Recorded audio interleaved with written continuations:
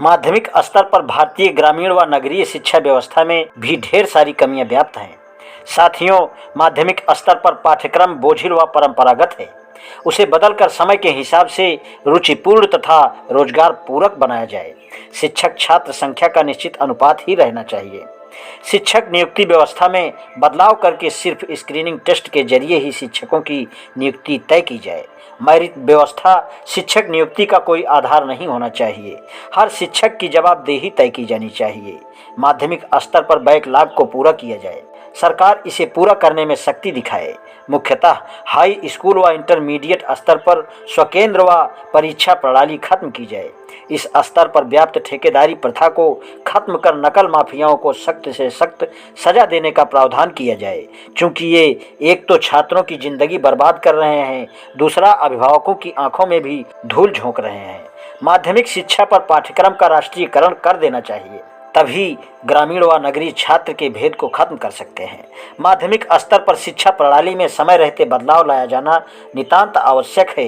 इसके लिए सरकार के साथ साथ अभिभावक का रुख भी सकारात्मक होना चाहिए। जब तक सरकार, अभिभावक एवं समाज का सच्चा सकारात्मक एवं विकासोन्मुखी दृष्टिकोण नहीं होगा, तब तक माध्यमिक स्तर पर बदलाव नहीं लाया जा सकता और न ही उसमें गुणवत्ता आ सकती है। भारतीय उच्च शिक्षा व्यवस्था की शिथिलता के कारण उसमें गुणवत्ता का अभाव है। 1947 से पूर्व एवं उसके बाद उच्च शिक्षा प्रणाली में सुधार हेतु अनेक आयोग गठित किए गए, किंतु फिर भी उच्च शिक्षा में व्याप्त अनियमितताओं पर लगाम नहीं लगाई जा सकी। आज विश्वविद्यालय अनुदान आयोग, अखिल भारतीय तकनीकी शिक्षा परिषद, राष्ट्रीय अध्यापक शिक्षा परिषद, वास्तुकला परिषद इत्यादि उच्च शिक्षा के अलग अलग क्षेत्रों को नियंत्रित कर रही हैं। इन संस्थाओं के रखरखाव पर सरकार अपार धन खर्च करती रही है, किंतु फिर भी संस्थाएं उच्च शिक्षा में गुणवत्ता का अभाव हो रहा है। उच्च शिक्षा में व्याप्त दोष हैं। उच्च शिक्षा व्यवस्था मानो खामियों का पिटारा है।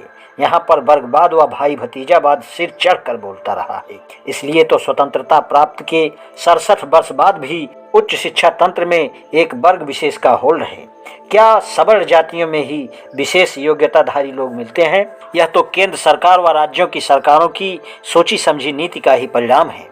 उच्च शिक्षा विभाग में संविधान के अनुकूल नियुक्तियां नहीं की जाती हैं, अन्यथा दलित शोषित समाज के लोगों की सहभागिता भी सवर्ण समाज की भांति होती। इस समाज की उच्च शिक्षा में नगण्यता दिखाई नहीं पड़ती। उच्च शिक्षा विभाग में किसी व्यक्ति की नियुक्ति का आधार मेरिट है, जो कि न्याय संगत नहीं है। यहाँ पर नियुक्तियां सभी के लिए स्क्रीनिंग टेस्ट करा के करनी चाहिए, क्योंकि पीएचडी, एमफिल धारक के संबंध में जरूरी नहीं कि वह अपने विषय पर अच्छी पकड़ रखता होगा, क्योंकि ये तो सिर्फ मूल विषय के एक छोटे से भाग या टॉपिक पर विस्तृत जानकारी रखता है। अगर स्क्रीनिंग टेस्ट को नियुक्ति का आधार माना जाए तो निश्चित रूप से हम कह सकेंगे कि जो व्यक्ति अपने विषय में मूल विस्तृत विशेष ज्ञान रखता है वह ही स्क्रीनिंग टेस्ट उत्तीर्ण कर पाएगा। अतः उच्च शिक्षा में नियुक्ति का आधार स्क्रीनिंग टेस्ट को किया जाएगा तो निश्चित रूप से उच्च शिक्षा में गुणवत्ता विकसित सभी वर्गों को योग्यता के आधार पर उच्च प्रतिनिधित्व दिया जा सकता है। आज इतना ही। शेषकर धन्यवाद।